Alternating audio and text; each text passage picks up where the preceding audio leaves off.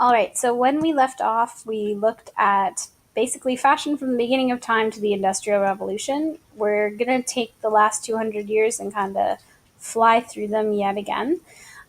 So, going back to the Industrial Revolution, this was really just the explosion of fashion. Since machines were making garments at a rate that people couldn't handle, fashion became accessible to everyone. If you couldn't buy ready made clothes, you could make them from the comfort of your own home or find someone who could make them for you. This was also huge for women because women could sell their clothing at home and make money to support their family. So, this kind of was a way that women could enter the workforce at a time where it wasn't necessarily common for women to be working and making an income. So, on top of that, there were so many clothes being created that there weren't enough places to sell them. Back in the day, people used to go to like farmers markets and fairs and bazaars, and that wasn't enough anymore. You couldn't like go to a flea market and buy clothes because there were just so many clothes being made from all different sources. So stores really popped up everywhere. You had the specialty shop, so that was maybe one person's designs, or like just hats or just belts. And then you had the department store, which had a little bit of everything from all over. The interesting thing about these types of stores was that people from the upper class, middle class, lower class could all enjoy the act of shopping or window shopping um, in a department store. In Canada, we saw a bunch of different types of department stores. We had the Bay, Sears, Eaton's, and Simpsons. Now, 3 out of 4 of those are pretty much bankrupt. Sears is on its way out, while Eaton's and Simpsons have been closed for quite some time. But we see other types of department stores, mostly from America, coming up, like Nordstrom, for example. One of the ways that Canadians shopped was mail order or catalog shopping. Since Canada is such a huge country, there would be big stores in the city, and then people out in the country would order things from the catalog and get them mailed to them. Now, not a lot of places have catalogs anymore, but shopping has changed to television shopping, like the Home Shopping Network, and most recently online shopping, where you can buy pretty much any type of clothes online if you so choose. So, zipping through the last 100 years, World War One was another example that really put women at the top. Men were conscripted to go to war, and so women were forced into the workforce.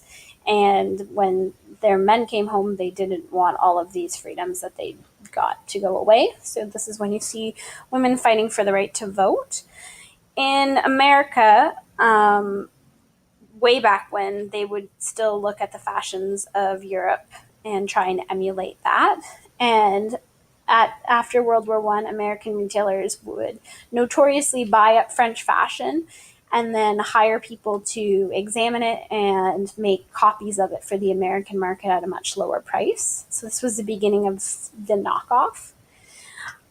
Also, since cities were growing and populations were expanding, this is the time of the baby boom. This is also when the suburbs start to grow, and so malls would grow in these suburban areas so people didn't have to drive as far to shop. The first shopping mall in Ontario is Yorkdale. It's still there. So if any of my Toronto people are here, it looks great, and it's still one of the best places to shop in Toronto.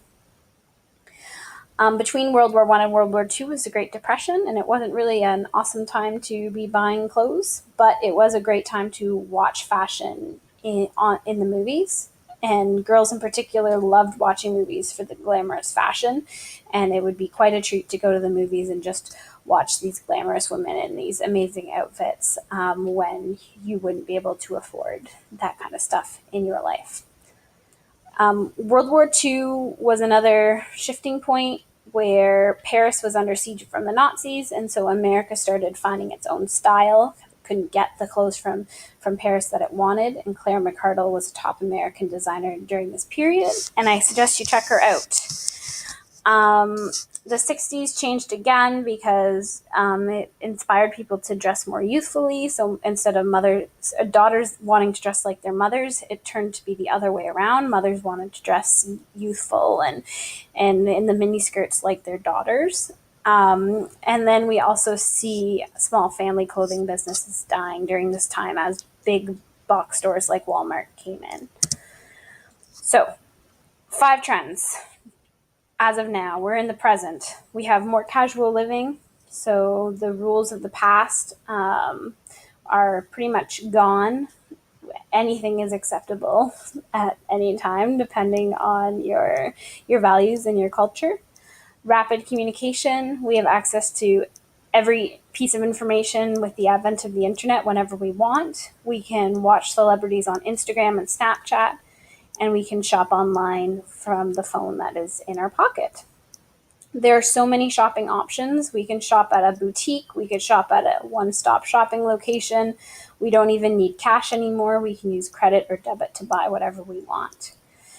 The last two are consumer power. So today with social media, anyone can be the beginning of a trend. Anything can go viral. We can comment on people's fashion choices in a variety of ways, and we can shop at any store we want to. So stores definitely need to remain competitive.